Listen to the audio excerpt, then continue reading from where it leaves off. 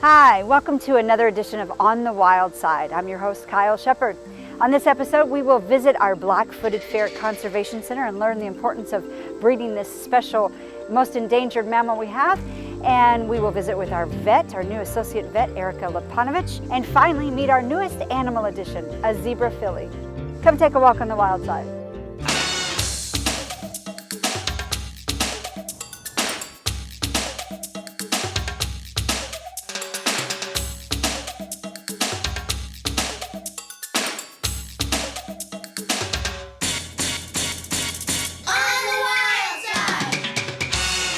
Okay, we're in the Animal Healthcare Center now with our new associate veterinarian, Erica Lepanovich, joining us from a zoo in Massachusetts. What is it like to be a veterinarian? To be a zoo veterinarian in particular is always challenging. You have to go with the flow. You never know what your day is going to necessarily bring. What you have on the schedule is not necessarily what's going to happen for that day. It's always fun and challenging. And the best part is I get to work with some amazing animals and some fantastic staff here. So you mentioned some amazing animals. We've got a variety of species. Is there a species here at the Louisville Zoo that you've not worked with that you're looking forward to working with? I've worked at multiple different institutions, and in fact my dad was the Memphis Zoo director. So I grew up in the zoo. Love it, absolutely. Wouldn't change anything about my life that I have done. It's been fantastic. Probably one of my favorite animals to work with is also known as one of the stinkier ones, which is the maned wolves. My office when I was at Dickerson Park Zoo was located right next to the maned wolf paddocks, so it's an acquired smell. It is indeed. I think most of our zoo guests would know that smell, around by the flamingos for sure. Yes.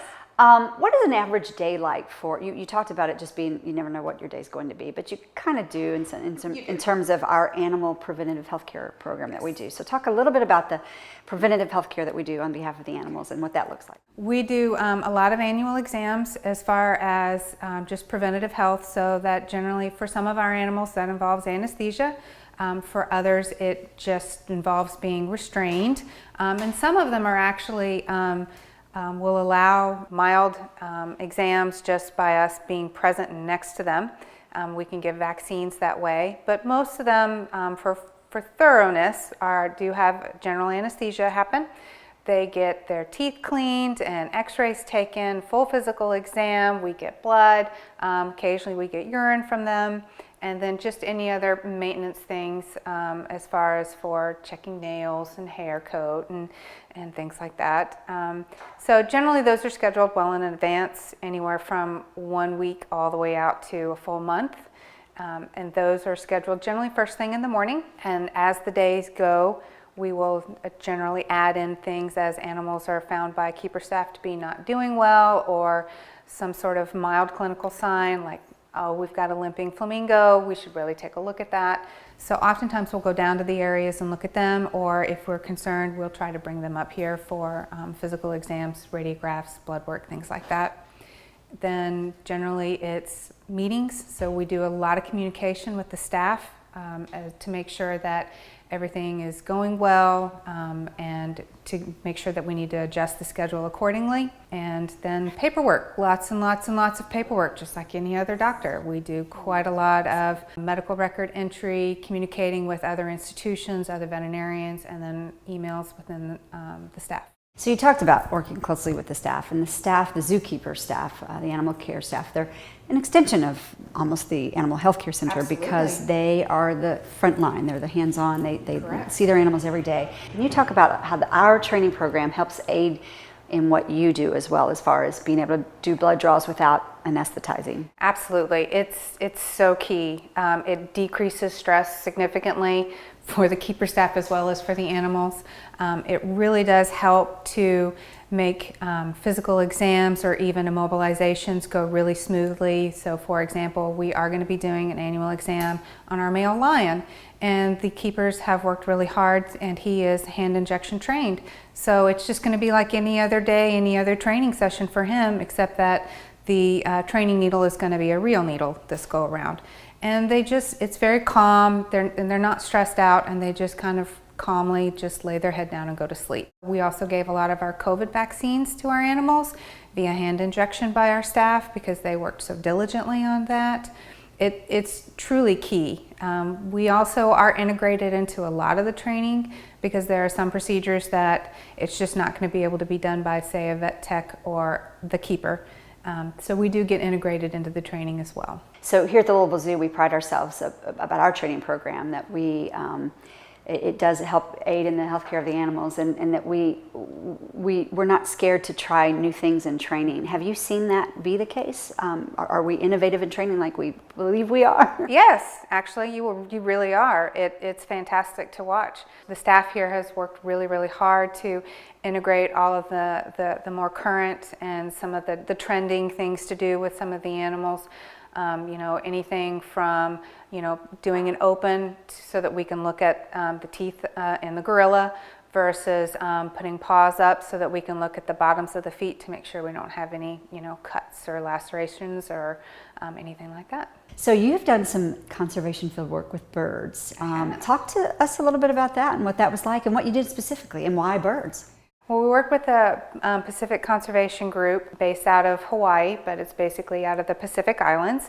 And my first experience with that was back in 2011. My institution worked closely with the Louisville Zoo at that time with the bird curator, and we went out to a small island called Saipan, and we actually placed mist nets and helped catch some of the birds. They were having, there's been a big issue with wild snakes. The Pacific brown snake has come in and decimated a lot of the local population. And so we were catching birds and then translocating them to an uninhabited island off the coast, so trying to establish populations out there so that we know that the snake is not on. And then in addition to that, we did bring in some species into zoos to help establish a breeding population in the event that there is complete extirpation of any of the local native birds to those island chains.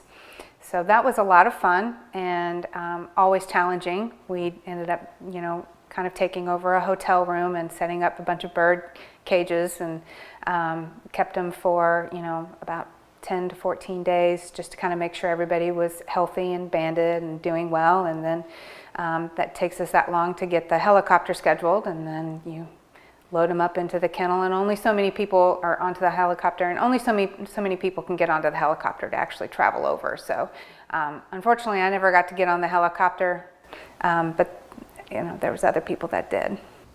So I would imagine it's pretty rewarding field work. Because you're utilizing everything that you've ever learned in the field. And what's that? Just personally, is it something that you'd like to do again? Oh yes, and it's a dream. What zoo veterinarian or anybody in the zoo business doesn't want to do that sort of field conservation work? It's incredibly rewarding to know that you're, indeed saving species by trying to move them to a different location where they're going to be safe. So yeah, we would love to do it, and hopefully we will be working in conjunction with some of the bird keepers here and the bird curator here to work on maybe doing some different conservation projects. Is there anything you'd like to add that I'm forgetting to ask you? No, we've lived here about 2.5 months, and we have just absolutely loved it here. Everybody's been so welcoming, and the staff here have just been absolutely amazing and welcoming and so cooperative. It's just been wonderful. So very happy to be here.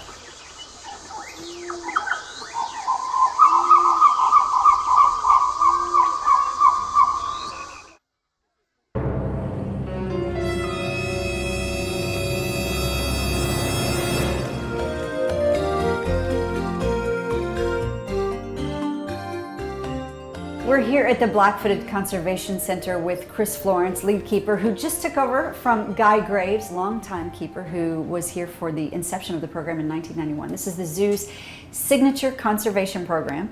And Black-Footed Ferrets have a very unique history. They were thought to be extinct twice. At least twice. Let's talk about their history. In the early 1980s, they got really lucky. A dog named Shep brought a black-footed ferret corpse back to his owner, who actually knew what it was. He said, I didn't know what that was. He took it into town to have it identified and said, this is a black-footed ferret. These aren't supposed to be around anymore. And they said, that's a black-footed ferret. Where did you find this? And it was in Matisse, Wyoming. So they got really, really lucky. They went out there and did a survey, the federal government, and they found 18 adults living there. So they were able to capture those 18 adults to try to start the breeding program for the recovery of them. Of those 18, only 7 reproduced. So these guys are all related to those 7 individuals. So they are very, very lucky to be around. This species, in addition to their unique story, they're kind of unique themselves. They look a little like domestic ferrets, but there's a big difference. Can you talk about those differences? Yes. The ferrets you see as pets, they're cousins to these guys. These are the only native ferret to North America. These guys are actually related to like otters and skunks. They kind of have a real unique background and relationship with other animals, but they're the only ferret native to North America. So you've been here for 2 years, and you can attest to the fact that they're a little more aggressive than even a domestic ferret. Yeah, just a little bit. They tend to like thumbs. Based on their size, they have some of the largest canine teeth of any mammal species based on their body size. They have very large, 4 very large canine teeth. Their main prey is a prairie dog, which is bigger than they are. So Yes. talk about that. Their main prey is prairie dogs. They will eat smaller mammals like moles, voles, mice, birds, things of that nature, but the main source of food is prairie dogs. A full-grown black-footed ferret weighs about a pound, maybe a pound and a half.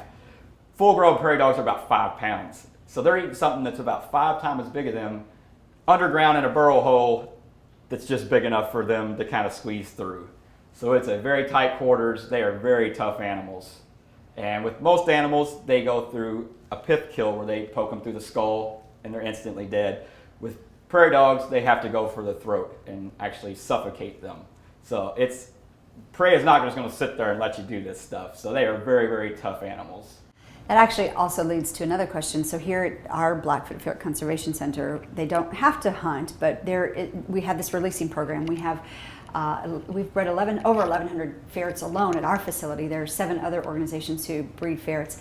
But we have repatriated 800 of those ferrets into the wild. But it's not just a direct from the Louisville Zoo to the wild. There's a step in between. Can you talk about the release program and what is that step in between and where do we release ferrets? So we're actually getting ready to do our first transfer of the year. We do usually 2 transfers in the fall. They go out to Carr, Colorado. That's where the National Black-Footed Ferret Conservation Center is. And they actually have these outdoor pens that have live prairie dog towns in them. And they're covered with mesh, so they get to be outside in weather, they get to be around prairie dogs, and they get to learn how to hunt and live as a wild black-footed ferret. Before they started that program where they did the kind of building them back up before they let them go, their survival rate was really low. If we just took them straight here and just took them to the wild, pretty low, less than 50%. By doing that extra preconditioning, we've actually upped it to about 80 to 90% survival rate.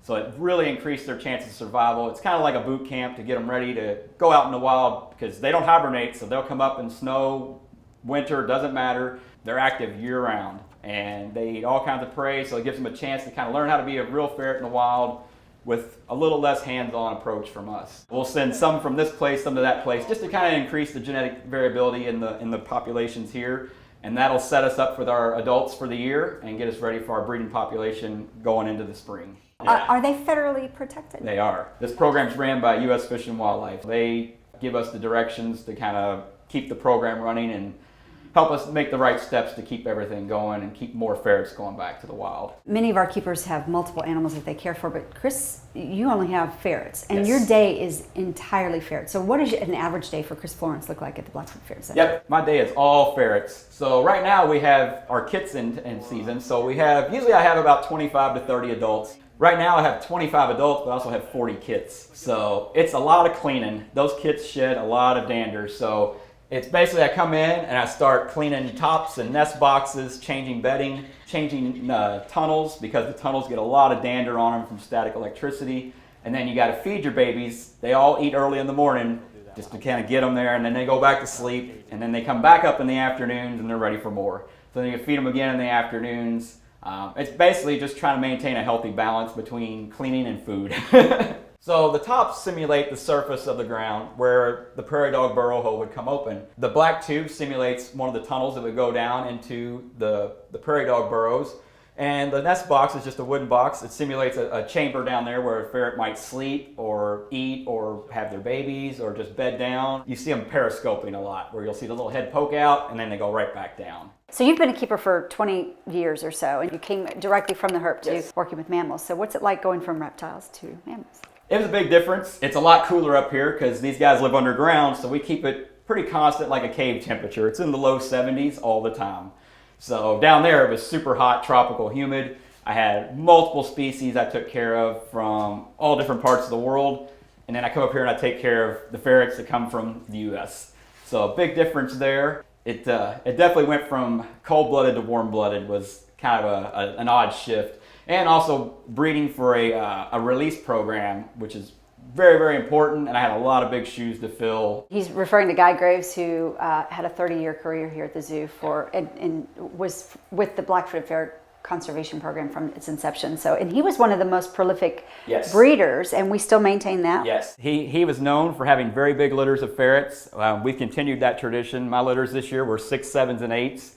So nothing below 6s. Usually they average 1 to 4. So, and Guy was known for having very large litters as well. We always joke it's the good water here in Kentucky. It's good for making bourbon and ferrets. So we get a little bit of both. But yeah, it was some very big shoes. But wasn't Guy one of the first to discover something about when they breed and like the optimal times and like keeping the windows, you know, the temperature and the sound and the light? Him and Joanne Leister actually helped write the care manual on taking care of this entire species. So that was based out of right here in Louisville. And a lot of trial and error. They used to come in at night, feed them at night, put them together at night, and do all kinds of things at night. And he figured out we can shift that around. And we can breed them during the daytime. We can feed them during the daytime. We can do a lot of things that we don't necessarily have to come in at night for. So yeah, and I think that's just another example of how the Louisville Zoo is, innovative and breaking ground and leading some charges. And we are only one of 7 organizations. Can you just mention the other organizations that are part of this breeding process? So it's a very small group. It's Phoenix Zoo, Cheyenne Mountain Zoo, the National Ferret Center in Colorado. You have the Smithsonian, us, and Toronto Zoo, and that is it. These are not bred or kept outside of North America, so it's only here in the States. I think it's a very rare and important opportunity to be in the zoo world and be a zookeeper and help to repopulate a species. What does that mean to you as a keeper? It's super duper rewarding. Like, it's beyond what I can even express because I love taking care of animals. I've been an animal person my whole life, and now I'm helping try to bring something back and keep it from going extinct. It's a good feeling taking care of anything, keeping them healthy and keeping them thriving. But to know that some babies that we brought, made here are going to go out west and make more babies it's super rewarding. It takes a lot sometimes. You would think you could just put them together and hope for the best. They actually give me a recommendation chart that's a breeder index based on genetic diversity. Like I said, they only have 7 founders, so there's not a lot of diversity there. So you want to make the best pairings you can. So I got a good recommendation. That doesn't always work though, because sometimes the males or the females don't cooperate, don't necessarily like me playing matchmaker. So I have to kind of get creative sometimes, move things around. And even then, if they breed, it's really hard to see sperm. We have to do sperm checks on slides. A lot of times the sperm is not intact. You will find either the head or tail and not both. So you're looking under a microscope, trying not to go cross-eyed, looking for sperm. So even after all of that, they may still not have babies. So you can do everything right and go through all the steps and everything you need to do and still not have babies. So it's a lot of kind of learning to watch body behavior, watch language, just judging what you think would be the best thing to do. And thankfully, with 2 years now under my belt, I'm starting to get a little bit better. Last year we had 15 kits. This year we had 40. So I'm doing something right, I guess. So yeah, I'm hoping to keep that trend going. I want to produce as many babies as I can to kind of help this program out. Well, it's a great program, and I'm thinking you're a great addition to it. Thank you for your time today. And the Black-Footed Ferret Conservation Center is not a public exhibit, but you can see a real black-footed ferret in our MetaZoo. His name is Chekhov. He's down there daily, so hop in the MetaZoo, say hi to Chekhov, and learn a little bit more about black-footed ferrets.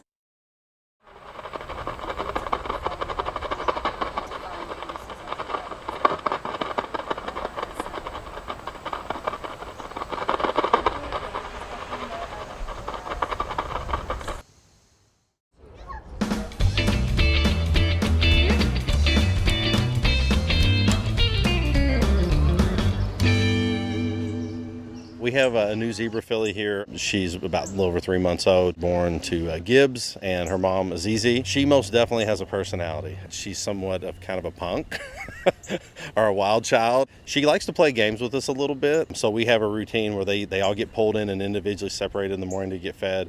And we do the same thing in the afternoon. And so she's kind of made it a little bit of a chore in the afternoon to sometimes decide that she may or may not come in. So we have to kind of go out there and kind of tell her, no, we need you to come in. She's very spunky. You figure out pretty quick their personalities, and those seem to carry with them throughout their entire lifetime. These are Hartman mountain zebras. A lot of people, when they see a zebra, they think striped horse, but there's actually a lot of different kinds of zebras. There's 3 main species. There's mountain zebras, there's plain zebras, and there's also Grevy zebras. But there's subspecies, depending on who you talk, there's like 6 or 7 different kinds. Sometimes when people come here and they see this enclosure, they see the rocks. But again, this is a mountain zebra, so it's not what people typically think of zebra when they see these plain zebras live in these big grassy fields. So these guys live in rugged, arid areas, and they live in smaller groups of maybe about 12 to 15. SSP is Species Survival Plan, and basically every animal is regulated with a group that kind of manages that group throughout AZA, and so that helps to keep the genetics good and does what's best for the species and not for each individual institution. We have a breeding recommendation for both of the current females, so we're hoping to have an offspring from the other female as well, maybe next spring. There's many rewarding parts of the job, but that's always a high point for most people. It's an accomplishment, a feeling of satisfaction to bring another animal into the facility that at some point will be placed, and we'll go to another facility to kind of maintain their group and kind of continue on the ambassadors program for each of these animals.